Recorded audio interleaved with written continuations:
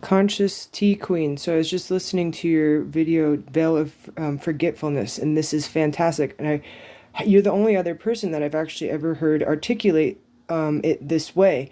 And I wanted to give you a food for thought to add into your idea.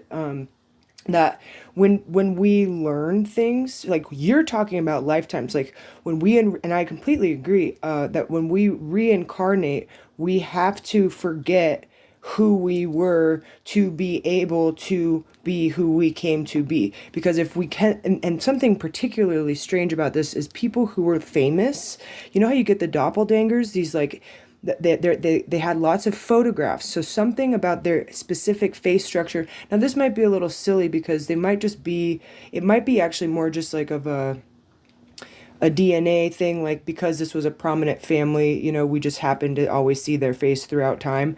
But I was also thinking that maybe our, if they were like famous, like they had such that was what was important to them in that lifetime. So their DNA, their consciousness only knew to take the form of that face, but it doesn't remember why. Like it did, it finds out maybe in life that, oh, I was like related to a famous actor or something.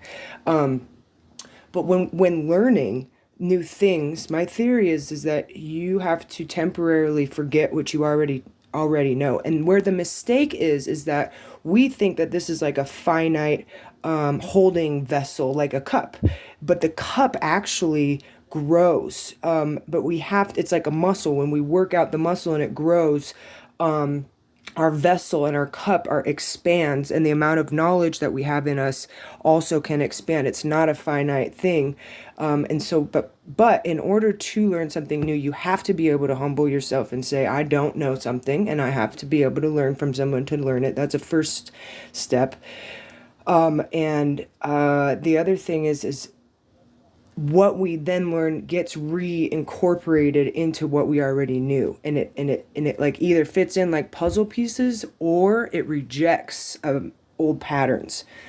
And when it comes to the veil of forgetting it, now I want to be careful with the veil of forgetfulness, because I've also heard of that as a demon. That's a demon that kind of like steps in when you go, whoa, what was I just talking about? That's also, I've also heard of that as being a demonic force that makes you forget something, like kind of like a distraction thing.